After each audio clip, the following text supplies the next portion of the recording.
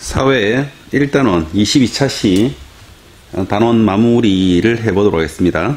22차 시와 23차 시는 여러분들 활동이 주로 많이 되는 것인데 온라인 수업으로 제작하기 때문에 여러분들 활동을 하기 위해서 참고할 만한 자료들과 그리고 그런 해설들을 하는 위주로 해보도록 하겠습니다. 단원 마무리는 말 그대로 한 단원을 배우고 난 다음에 총정리를 하는 기분으로 하는 것입니다. 그래서 주요한 개념들과 용어들을 다시 한번 정리하는데 목적을 두고 시작해 보도록 하겠습니다. 28시 있죠. 세계 여러 나라의 자연과 문화 단원에서 배운 내용을 정리해 봅시다. 그래서 총 3개의 단원을 배웠어요. 3개 작은 소단원인데요. 작은 소단원에서 뭘 배웠는지 봅시다.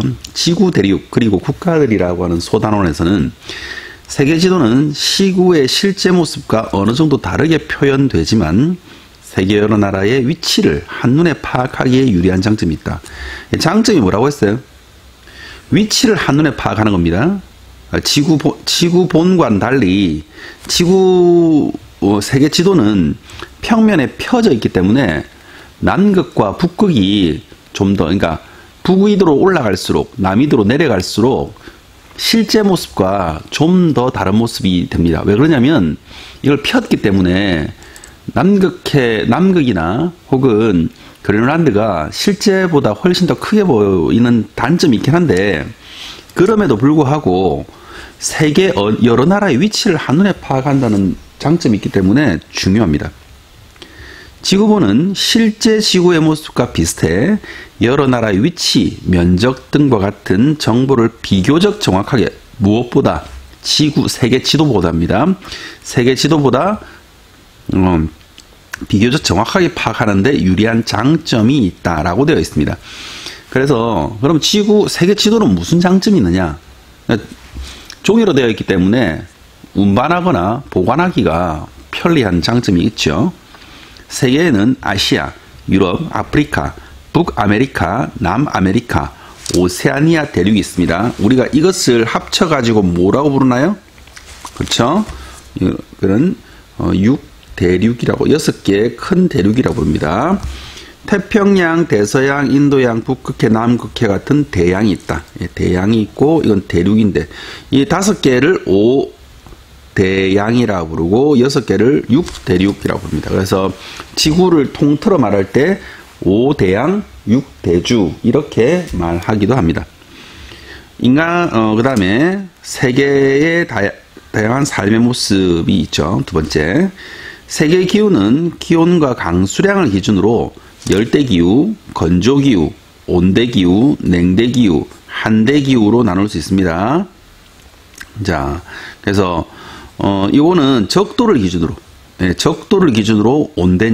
제일 적도와 가까운 곳이 열대입니다. 열대기후의 특징, 건조기후는 열대기후에서 그 다음으로 더운 지역이죠. 덥고 건조해서 비가 많이 내리지 않아 사막 같은 지형이 많이 펼쳐지고, 온대기후는 인간이 살기에 가장 적당한 지역입니다. 주로 대륙이 북반구에 위치해 있기 때문에 북반구에 많이 위치해 있고, 냉대 지역은 시베리아 같이 이렇게 침엽수림이 많이 우거진 지역을 말하고, 한데는 그보다 더 극지방, 추운 지방을 말합니다.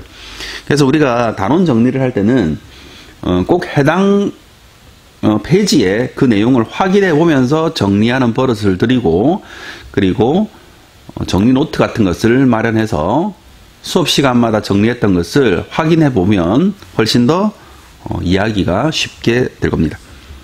인간의 생활 모습은 기후, 지형과 같은 자연 환경, 기후와 지형과 같은 자연 환경이 인간 생활에 영향을 끼친다고 되어 있습니다.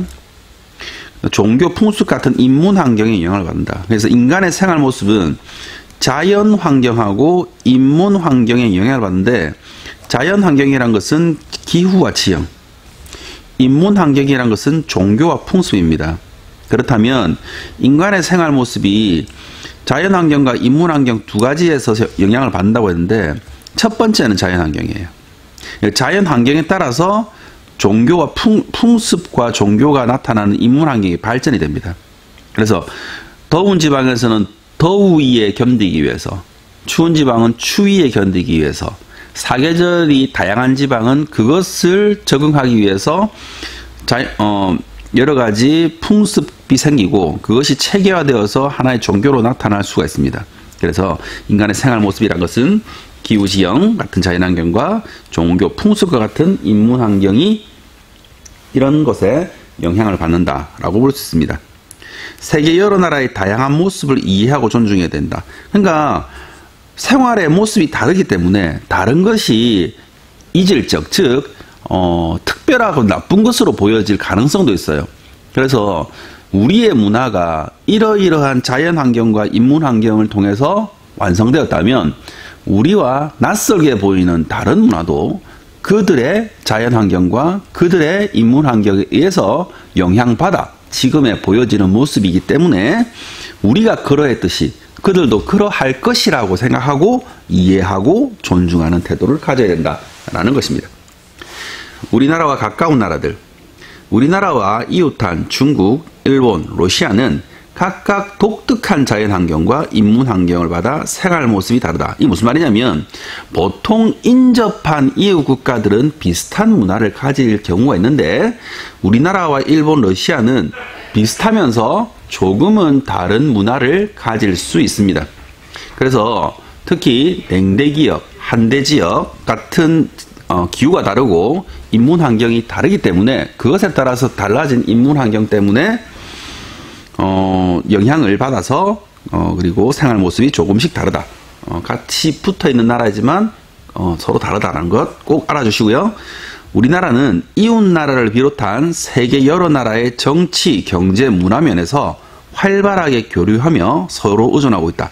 그러니까 교류와 의존은 이게 좀 다른 말인 것 같지만 한 나라가 혼자 살 수 없기 때문에 다른 나라와 교류해야 되고 그 교류해야 되는 것은 우리가 부족한 부분을 받아들여서 의존하고 있다는 것도 이렇게 우리가 알아둘 필요가 있습니다.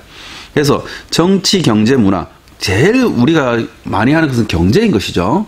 우리가 먹고 살아야 되는 그 수많은 분야들이 서로 교류하지 않으면 우리는 자동차도 운전할 수 없고 맛있는 음식도 먹는데 불편합니다.